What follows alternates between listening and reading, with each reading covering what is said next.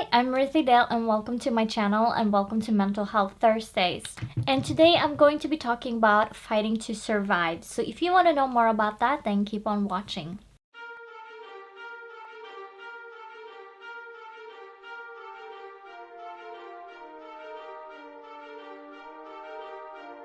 All of my Mental Health Thursday videos are based off of my blog, and I will try and link them down in the description box, the blog and the link to the actual post that this is based off of. Did you know that our bodies every single day is fighting to survive? What do I mean about that? If you think about you coughing when you're sleeping, if the cough gets too bad, your body will wake you up so that your body makes sure that you are still alive and breathing and you're not dying. It's the same with whenever you are falling asleep and it feels like you're falling and you wake up feeling like you have actually fallen, and you wake up all of a sudden and you're scared and your heart is pounding. And usually that is because your heartbeat is lowering too fast and your body is waking you up to make sure you are not dying. And why do I say this, that your body is fighting to live every single day? That's because even if you are suicidal, I know I've been there, but even if you are suicidal, your body is still going to do these things. So even if you don't think you're fighting hard enough to live, your body is doing it every single day because your body wants to live. Now, sometimes your mind doesn't catch up with what your body wants because your body is going through something and your brain is going through something else, but they do kind of connect and they do affect each other. But I want you to know that no matter how dark it gets, you are fighting harder than you think you are every single day. And even with those thoughts of killing yourself, you are not actually doing it. Every time you stop yourself from killing yourself, you are fighting to survive because you want to live. No matter how bad it gets, you want to live. I want you to know that no matter how dark it gets, no matter how hard it gets, you making the decision every single day not to kill yourself is you wanting to live. Even if you haven't figured out how you want to kill yourself yet, or when you want to kill yourself yet, or even how or what you will leave in a note if you leave a note, it's you fighting to survive because you haven't made those decisions yet. Every single day you are fighting. You may not know it, you may not feel like it because you feel like you've lost every single day, but you are fighting. The depression that comes before a suicide, it really creeps up on you to the point where you don't realize you are depressed before you are knee deep in depression. And so, because it can be triggered by nothing at all, and I say nothing at all because in the grand scheme of things, it may be triggered by absolutely nothing.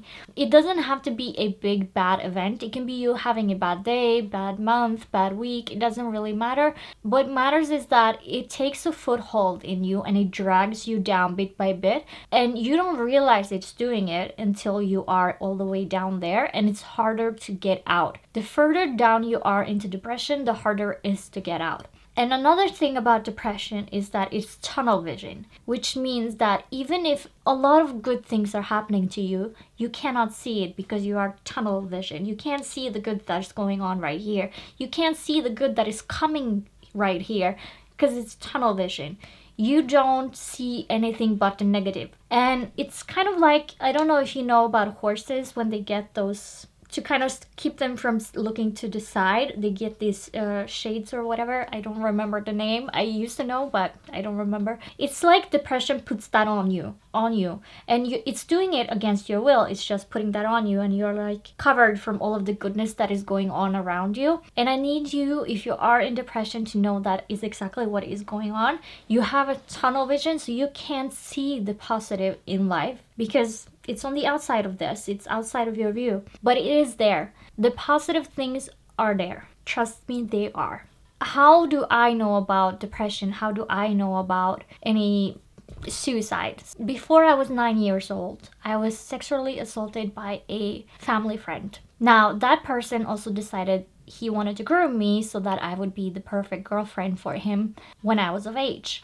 Now, I was the kind of stubborn kind of person that didn't want anything to do with him, but I was so young at the time that I suppressed all of my memories. I suppressed all of the memories that I had for a whole year. That was like the glitch in my memory, was that whole year.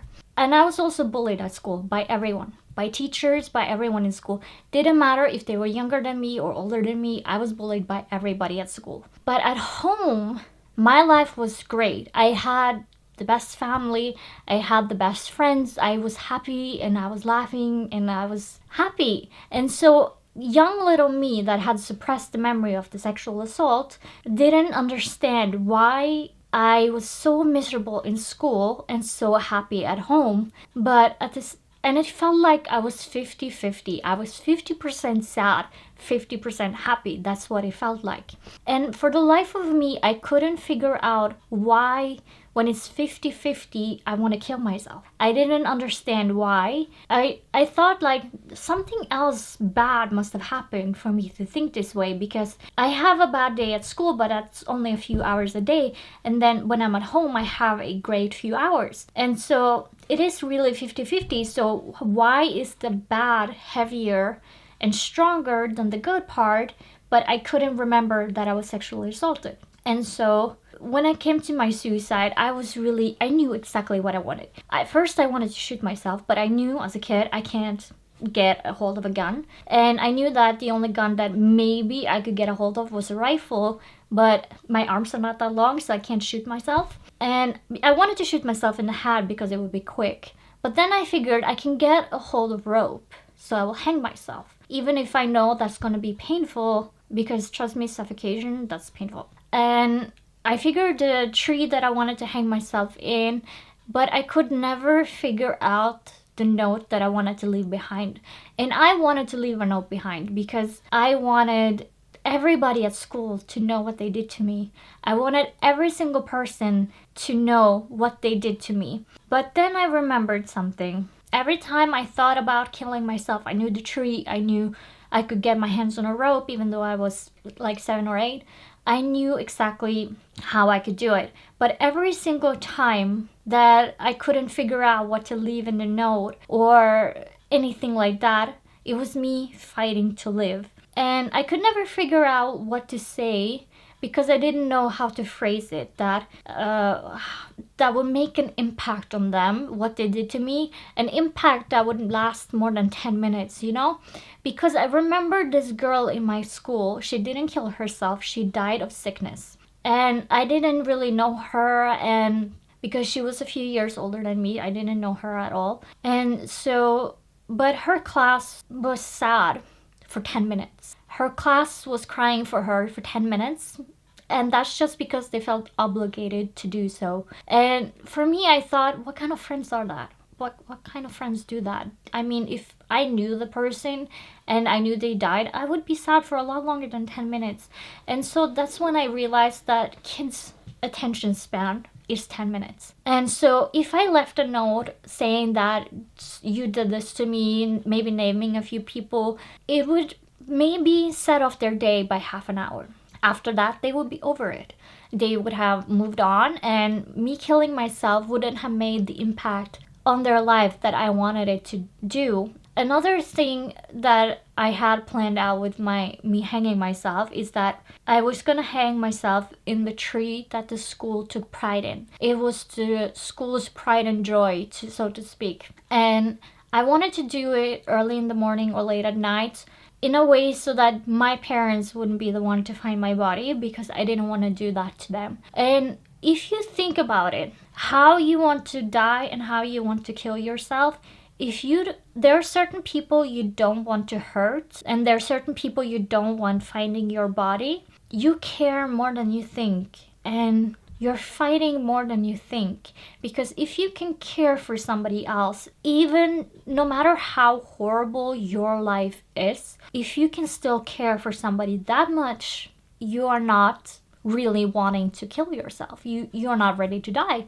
because you are still caring for somebody. You are still putting somebody else's need ahead of you. And I know that sounds bad if you're in a depression, but the fact that you are thinking of them and how it will hurt them and it makes you sad, that's a good thing, because it means you care. It means there's hope. It means that you are not as low as you think you are. And then some people might ask me, how did I get out of depression? It took years.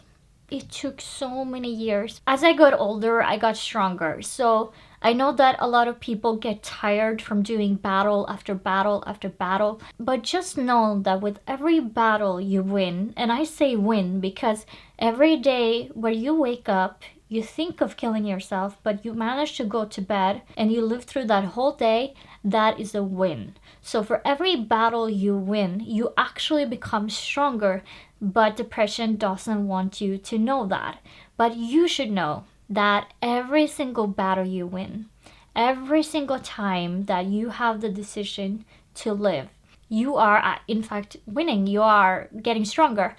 And I want you to think about something that I just thought about, and that is if you try to kill yourself but miss, that's another way of you telling yourself you want to live. Think about that.